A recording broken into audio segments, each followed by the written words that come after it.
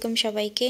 Farzana simple লাইফে আপনাদের সবাইকে ওয়েলকাম জানিয়ে আমি ফারজানা চট্টগ্রাম থেকে আজকে আরেকটা নতুন ব্লগ শুরু করতে যাচ্ছি। আশা করি আপনারা যে যেখানে আছেন সবাই ভালো আছেন, সুস্থ আছেন, সবাই নিরাপদে আছেন। আলহামদুলিল্লাহ আমরা অনেক ভালো আছি। তো গত ব্লগে তো দেখেছেন আমি মোচার রেসিপিটা দিয়েছি। এটা হচ্ছে রাতের বেলা, মানে যেই দিন আমি মোচার প্রিপারেশন করেছি সেই দিন রাতে। তো আজকে রাত আর ঘুমাবো না, অনেকগুলা কিন্তু হাতে কাজ নিয়েই বসেছি। আজকে সারা রাত কিন্তু পার হয়ে যাবে। এরই মাঝে দেখেন আমি যেই দিন একটু বেশি ব্যস্ত থাকি, আমার ভাগ্যটাই কিন্তু এরকম। আমি যেদিন কোনো একটা কাজ থাকে বা একটু বেশি ব্যস্ত থাকি সেদিন কিন্তু আমার কেকের অর্ডার থাকবেই থাকবে। তো আমার রিপিট হচ্ছে কাস্টমার আপু আমার কাছ থেকে আগেও কেক নিয়ে গিয়েছেন। তো আপু আবদার করেছেন ওনার জার কেক লাগবে। তো উনি কিন্তু সন্ধ্যায় আমাকে অর্ডার দিয়েছেন, রাতেই দিতে হবে। তো আপুকে বলেছিলাম যে আপু রাতে তো পারবো না, যেহেতু সন্ধ্যায় অর্ডার দেওয়ার পর রাতে দেওয়া পসিবল না। তো আপুকে বলেছি আমি পরের দিন সকালে দিব। তো আপু বলেছিল পরের দিন রাতে দেওয়ার জন্য বা বিকেলে দেওয়ার জন্য। তো আমি যেহেতু বিকেলে থাকবো না, সকালেই দিয়ে দিব ডেলিভারিটা। তো রাতে দেখেন আমি কতগুলো কাজ নিয়েছি হাতে। আমি হচ্ছে এখানে তালের পিঠা বানাবো, সেটার জন্য ব্যাটার তৈরি করে রেখেছি। তারপর বিন্নি চালের হচ্ছে আতিক্কা পিঠা বানাবো, সেটার জন্য চাল ভিজিয়ে রেখেছি। আর নারিকেল কাটতে গিয়ে তো আমার হাতের যা অবস্থা হয়েছে, আমার হাতটা কিন্তু খুব বাজেভাবে কেটে গিয়েছে। এটা খুবই কষ্ট হয়েছে আমার। সব কিছু কিন্তু যেহেতু আগে থেকেই প্রিপারেশন করে রেখেছি, আমি তো জানতাম না আমার হাতটা কেটে যাবে। তো কষ্ট হলেও কিন্তু আজকে রাতের মধ্যেই আমার সব কাজ ছেড়ে নিতে হবে, যেহেতু কালকে সকালে আমি শহরে যাব। তো আমি হচ্ছে জার কেক বানাবো আজকে টোটাল পাঁচটা কেকের জন্য। আমি একটা এখানে বড় সাইজের কেক বানিয়ে নিয়েছি 8 ইঞ্চি মোল্ডে। তো এই যে দেখেন আমার হাত কাটার কারণে আমি গ্লাভস পরে নিয়েছি, যেহেতু একটু হাতে চাপ লাগলেই ওখান থেকে ব্লিডিং হচ্ছে। তো যেহেতু হাতে অনেক কাজ নিয়ে বসেছি, হাতে কোনো ধরনের যাতে ইনফেকশন না হয়, হাতে চাপ পড়লে দেখা যায় যেহেতু ব্লিডিং হচ্ছে, সেই জন্য গ্লাভস পরে নিয়েছি। আর ভেতরে কিন্তু আমি ভালো করে একটা ওয়ান টাইম হচ্ছে ব্যান্ডেজ দিয়ে দিয়েছি। এটাও কিন্তু কাজ হচ্ছে না, ব্লিডিং হওয়ার পর ব্যান্ডেজটা কিন্তু উঠে যাচ্ছে। তো আমি একটা কাপড় পেঁচিয়ে উপরে গ্লাভস পরে নিয়েছি। তো নুসাইবা হচ্ছে কাঁঠালের পাতাগুলো আমাকে খিলি বানিয়ে দিচ্ছে, এটা দিয়ে আমি তালের পিঠা বানাবো। তো বাচ্চারা সবাই কিন্তু ঘুম, তাওরা যদি জেগে থাকতো এই কাজগুলো সম্ভব হতো না। সেই কারণে আমি রাতেই বেছে নিই, আমার কোনো কাজ থাকলে আমি বাচ্চাদেরকে ঘুম পাড়িয়ে দিয়ে রাতে আমার কাজগুলো সেরে নিই। তো শুধুমাত্র নুসাইবা কিন্তু জেগে আছে। আমি কোনো কাজ করলে দেখা যায় নুসাইবা ঘুমাই না, আমার সাথে সাথেই থাকে। তো যাই হোক, যেহেতু আমার ছোট বাচ্চা আছে, বাচ্চাকে ঘুম পাড়িয়ে কিন্তু সব কাজ আমি সেরে নেব। তো এদিকে তালের পিঠাগুলো বানিয়ে নিচ্ছি আমি,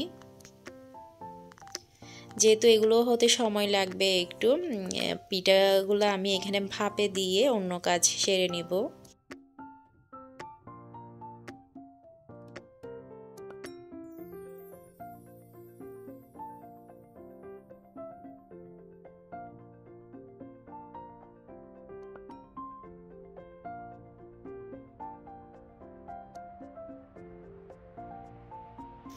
তো তালের পিঠাটা হচ্ছে আমি এক বেস দিয়ে দিয়েছি। এটা হওয়ার পর আমি দ্বিতীয় বেসটা দিব।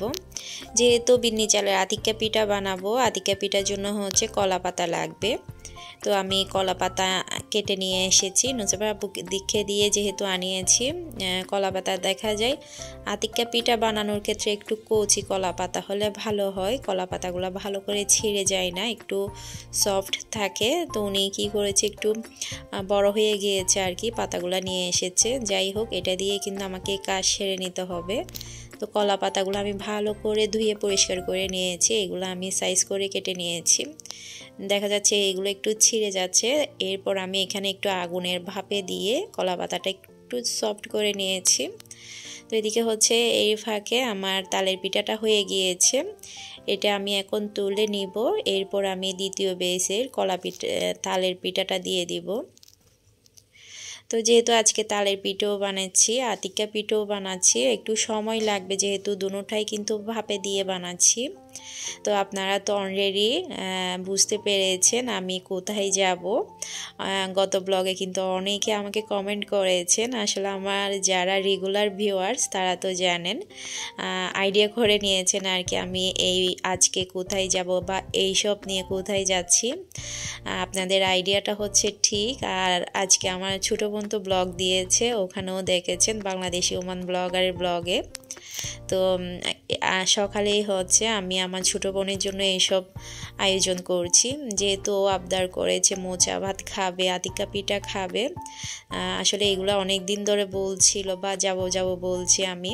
তো আমার ছোটো বোনের শাশুড়িয়া যা আসলে বলেছিলাম ওরা আসলে যাব, তো ওরাও যেহেতু আসতে পারছে না, তো এদিকে হচ্ছে সামনে বাচ্চাদেরও পরীক্ষা চলে আসছে, মাঝখানে তো আর যেতে পারবো না, সেই জন্য আমি আগামীকালকে এইসব নিয়ে যাচ্ছি আমার ছোটো বোনের জন্যে।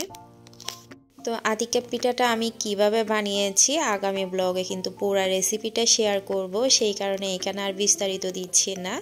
অনেকে কিন্তু আতিকা পিঠার রেসিপি চান বা আমাকে বলেন আতিকা পিঠার রেসিপিটা শেয়ার করার জন্যে। তো যেহেতু আজকে বানিয়েছি আমি পুরো রেসিপিটা কিন্তু একটা ব্লগেই শেয়ার করব। তো আতিকা পিঠাটা আমি ভাপে দেওয়ার পর আমি জার কেকগুলো রেডি করে নিয়েছি। আসলে সব কিছু কিন্তু ভিডিও করা সম্ভব ছিল না, যেহেতু আমি সব কাজ এক রাতেই করেছি। তো আপুর রিকোয়েস্টে, আপু যেহেতু আমার রিপিট কাস্টমার, এত ব্যস্ততার মাঝেও কিন্তু আমি আপুকে না বলতে পারিনি। তো রাতে আমি জার কেকটা রেডি করে ফ্রিজে রেখে দিয়েছি, সকালে কিন্তু দিয়ে দিব। আমাদের বাড়ির কাছে, বেশি দূরে না। তো আতিকা পিঠার চালটা কিন্তু আমি 3-4 ঘন্টা ভিজিয়ে রেখেছিলাম, সেই কারণে কিন্তু বেশিক্ষণ সময় লাগেনি, মানে 1.5 থেকে 2 ঘন্টার মধ্যে কিন্তু আতিকা পিঠাটা হয়ে গিয়েছে, চালটা একদম ফুটে গিয়েছে। তো আমি 2 বেস করেই কিন্তু আতিকা পিঠাটা বানিয়েছিলাম। তো এটা হচ্ছে পরের দিন সকালে, এত ব্যস্ততার কারণে আমি বের হতে হতে বাসা থেকে প্রায় 11টা বেজে গিয়েছে। তো এদিকে তো আমার ছোটো বোন ফোন দিচ্ছিল, আমি কিন্তু আগে থেকে বলিও নি আমি যে আসছি। তো এমনিতে তো বোনের সাথে প্রতিদিন কথা হয়, চেয়েছিলাম সারপ্রাইজ দিব। তো যেহেতু দুপুরে আমি সকালেই SMS দিয়েছিলাম যাতে দুপুরে রান্না না করে দুপুরের জন্য আমি খাবার রান্না করে আনছি। দেখা যাবে ওরাও যদি রান্না করে আমিও যদি রান্না করে নিয়ে যাই তাহলে অনেকগুলো খাবার নষ্ট হয়ে যাবে, সেই কারণে আমি সকালে কিন্তু SMS দিয়েছিলাম যাতে দুপুরে রান্না না করে। তো যেহেতু 11টায় বের হয়েছে আমাদের বাড়ি থেকে, এখানে আস্তে আস্তে প্রায় 2টা। তো 2টায় আর আমরা কোনো নাস্তা করিনি, একেবারেই টেবিলে বসে গিয়েছি। আর আমার বোনদেরও তো খিদে লেগে গিয়েছে, যেহেতু আমি আসবো বলেছি, দুপুরে রান্না করিনি। তো এদিকে হচ্ছে মোচাটা হচ্ছে অরিন খুলে নিচ্ছে, ও তো অনেক বেশি খুশি হয়ে গিয়েছে যেহেতু অনেক দিন পর মোচা খাবে। আসলে আমি যখন কনসিভ করেছিলাম তাওরা যখন ছোট ছিল তখনও কিন্তু আমাদের বাসা থেকে আমার জন্য মোচাটা পাঠিয়েছিল। আসলে এটা কোনো রীতিনীতি না, আমাদের চট্টগ্রামে একটা ট্রেডিশনাল খাবার, মাঝে মাঝে খেতে ইচ্ছে করে যে এই খাবারটা কনসিভ করলেই খেতে হবে, এটা কোনো রীতিনীতি না বা কোনো দাবিও থাকে না বাবার বাড়ি থেকে বা আত্মীয় স্বজনের থেকে এটা দিতে হবে। এটা কিন্তু অনেক বেশি মজা খেতে, সেই কারণে কিন্তু মাঝে মাঝে খেতে ইচ্ছে করে। আমিও কিন্তু আমাদের বাড়িতে, আমার শ্বশুর বাড়িতে আর কি, মাঝে মাঝে এই মোচা ভাতটা খাওয়া হয়। তো কিছুদিন পর আবার আমার ননদও যখন আসবে সবাই মিলে আরেকবার বানিয়ে খাবো। প্রায় সময় কিন্তু আমাদের মোচা ভাতটা বানিয়ে খাওয়া হয়। তো এই তো মোচা থেকে কিন্তু সব তরকারিটা, মাংস, মাছ, মাংস আলাদা করে নেওয়া হয়েছে।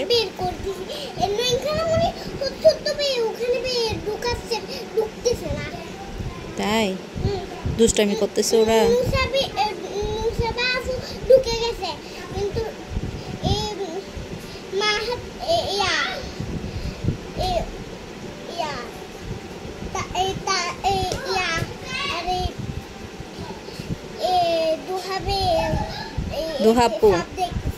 দোহাপু দেখতেছে। ও তোমার মিহিয়াপু লুকাই রাখতেছে, এগুলো দোহাপু দেখতেছে।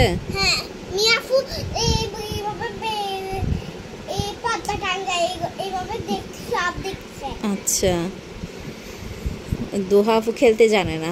না, লুকোচুরি তো খেলতে জানে না দোহাপু, এগুলো চিটিং করতেছে না? আচ্ছা, দোহা আপুকে গিয়ে বলো না। দোহা আপু তুমি চিটিং করতেছো।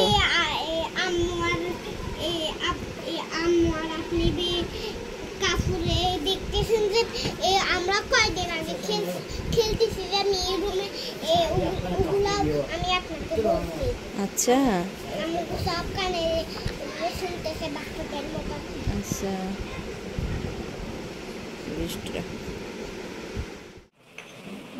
তো দুপুরে খাওয়া দাওয়া শেষ করেছি আলহামদুলিল্লাহ, সবাই মিলে একসাথে মোচাটা খেয়েছি। শুধুমাত্র মিহির আব্বু ছিল না, তো আমরা সবাই মিলে খেয়েছি। মিহির আব্বু সন্ধ্যায় পর যখন আসবে তখন খেয়েছে আর কি, আমাদের সবার সাথে একসাথে বসে কিন্তু খেতে পারেনি। তো এটা হচ্ছে বিকেল বেলা। আমার ছোটো বোন নরিনের হাতের নুডলস বা পাস্তা এত বেশি মজা হয় খেতে, মাশাআল্লাহ। আজকের নুডলসটাও অনেক বেশি মজা হয়েছে, যেমন ঝাল তেমন মজা। আসলে নরিন কিন্তু তেমন কাজকর্ম করে না, আমাদের বাসা তো টোটালি করে না, একটু একটু অরিনের বাসায় আসলে করে। তো আজকে নরিনকে বলেছে নুডলস রান্না করার জন্যে, অনেক বেশি মজা হয়েছে ও নরিনের হাতের নুডলসটা। তো প্রায় সময় কিন্তু আসলে নরিন নুডলস বানিয়ে খাওয়ায় আর চা বানিয়ে খাওয়ায়। তো এদিকে হচ্ছে অরিন পিঠা নিয়ে বসেছে, যেহেতু দুপুরে মোচা ভাত খেয়েছে আর পিঠা খেতে পারেনি, এখন বিকেল বেলায় খাচ্ছে, মানে সন্ধ্যার সময় আর কি। তো নুডলস খাবে না, বলছিল আমি পিঠা খাবো শুধু, তোমরা নুডলস খাও।